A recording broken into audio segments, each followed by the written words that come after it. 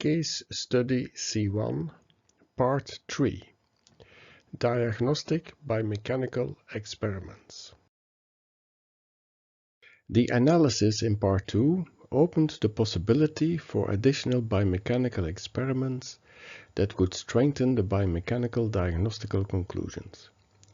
These experiments consisted of immobilizing by splinting either the thumb MCP or IP joint and observing the effects on thumb control in playing. The biomechanical foundations of these diagnostic splinting experiments are following. The defective flexopollicis brevis leaves one muscle short to properly control the biarticulate chain formed by the thumb MCP and IP joints. Immobilizing one of these joints by a splint removes 1 degree of freedom from the joint chain.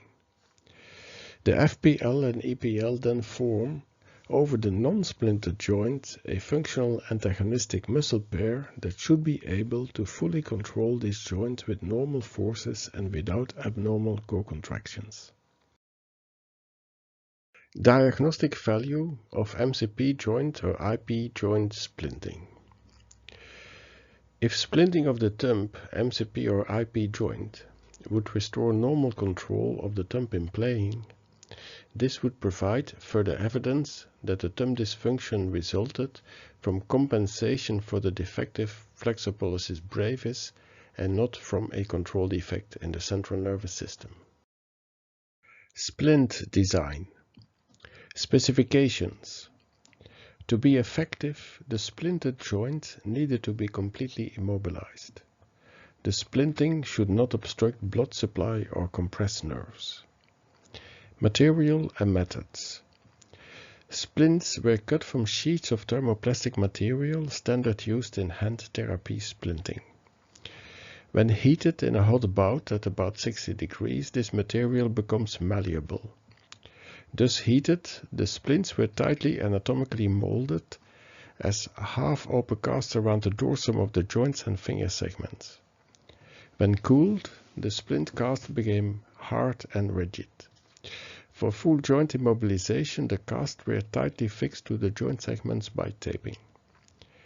The design of the MCP and IP joint splints and their fixation differed because of the soft tissue environment. See next slides.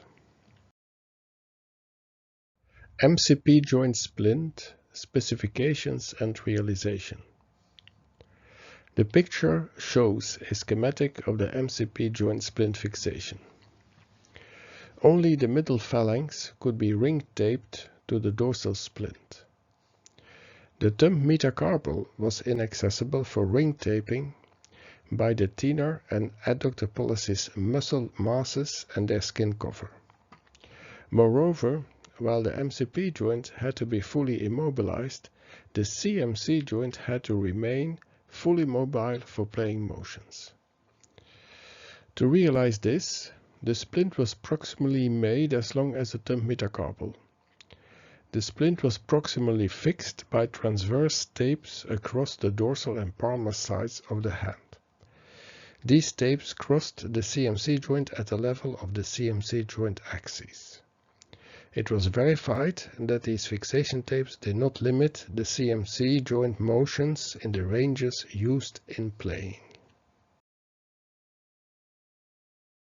What were the functional effects of the MCP joint splint? In fast playing, the effects were almost immediate and fundamentally significant. See video in the next slide. The thumb motions became significantly more fluent and regular. In IP joint coordination, the IP joint started to flex and extend functionally accurately in phase with string plucking. In the thumb tip trajectory of string plucking, the OP motion component perpendicular to the string plane, in picture A, was immediately reduced to basically normal as schematized in B. These improvements occurred after barely a few minutes of practice and thereafter reproduced stably. However, in slow playing, the immediate effects were less significant.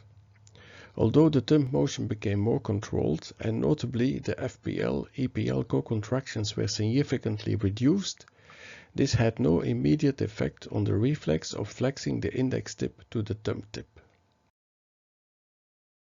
This video shows the effects of the MCP joint splint on the thumb motions in fast playing. The musician had practiced playing with the splint for just a few minutes.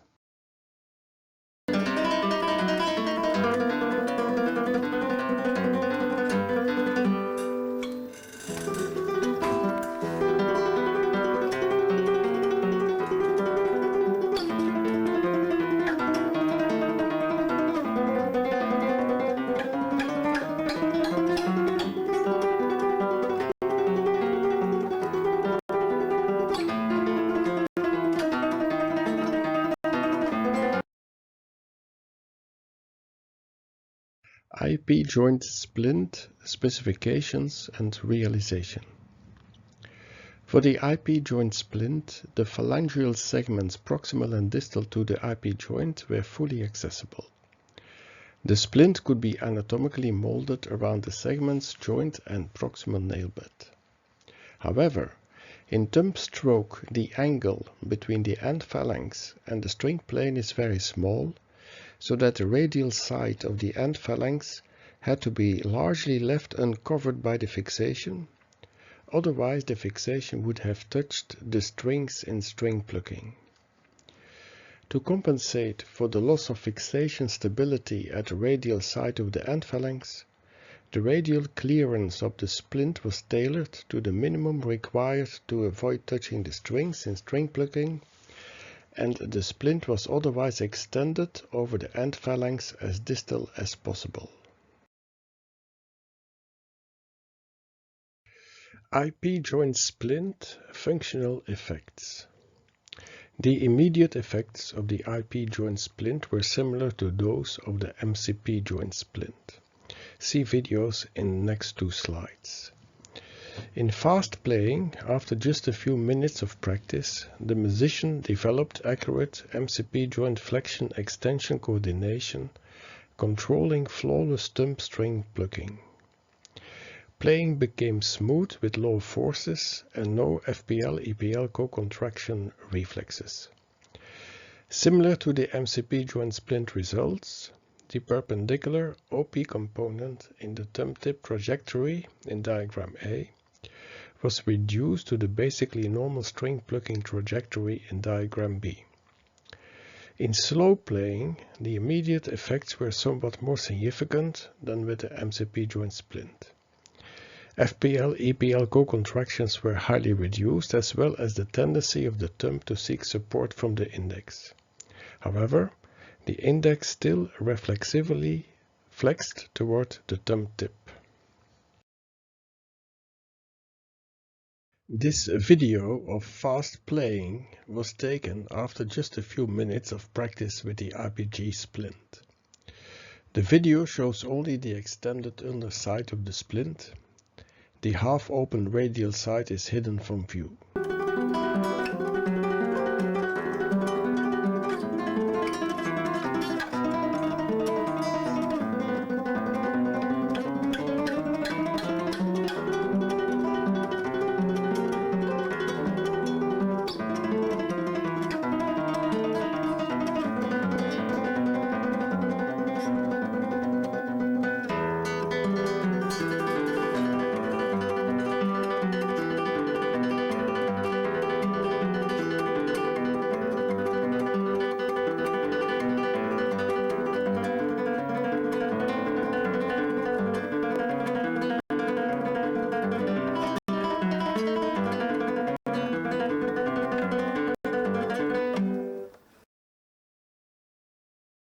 This video, taken at the same session, shows slow playing.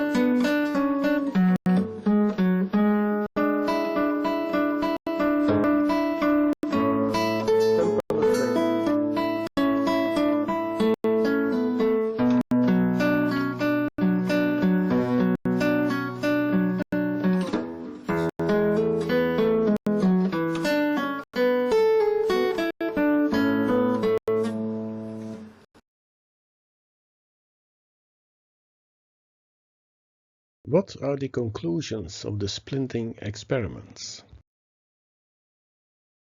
Splint purpose: full thumb control restoration by eliminating 1 degree of freedom from the thumb joint chain.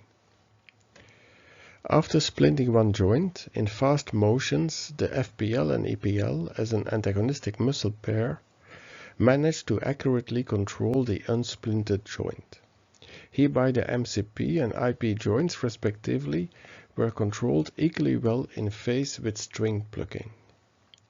Although biomechanically expected, it was still remarkable to observe that after IP joint splinting, the FPL and EPL which control the IP joint accurately controlled the MCP joint. The restoration of full thumb control after the splinting of a single joint was consistent with the diagnostic hypothesis that the flexor pollicis brevis dysfunction caused a 1 degree of freedom biomechanical controllability deficit in the thumb joint chain. Splinting effect. How comes that full control of IP or MCP joints was learned so quickly in fast playing? In fast playing, it was remarkable how quickly the musician learned to accurately control the MCP or IP joint with the other joint splinted.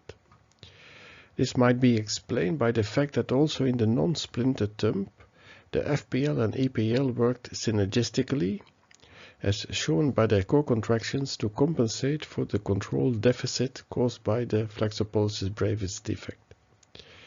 Mechanical stabilization of one joint apparently sufficed to immediately transfer synergistic FPL-EPL control to the other joint. Splinting effects.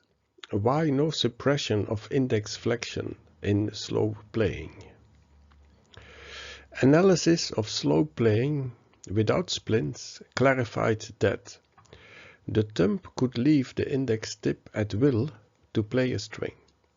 In contrast, the index tip was permanently recruited to stay with the thumb tip in standby position of availability for thumb support even if the thumb did not request support. This suggests that the index flexed posture was not triggered by acute demand from the thumb anymore, but that it had become a permanently learned standby position. As such, the index flexion reflex would prevail even if full thumb control would be restored. Therefore, therapeutically, thumb control restoration would be a necessary but not sufficient condition to normalize index playing. While thumb control restoration would eliminate the fundamental cause for the compensatory index flexion reflex, the reflex itself would have to be actively unlearned. Splint effects. Could restoration of thumb control be a sensory trick effect? In dystonia, a sensory trick effect is the phenomenon that a slight touch of the affected body part may suppress discontrol symptoms. For instance, touching the head in cervical dystonia may allow resuming a normal head posture. Therefore, it is not excluded that the improvements in thumb string plucking from splinting a joint were caused by a sensory trick effect. However, the following observations would support a hypothesis that the thumb control improvements did not result from sensory trick effects, but from other levels of control feedback activated by the restoration of full mechanical controllability by the splints. The synchronous, fully controlled and biomechanically effective motions of the non-splinted joint in fast string plucking. The elimination of jerky behavior and hesitations in fast string plucking. The normalization of the thumb tip trajectories, that is, minimization of the OP component in string plucking. In musicians' dystonia, sensory tricks, although they may induce some suppression of symptoms, are not known to induce such mechanically precise functional effects. This ends part 3 of this lecture.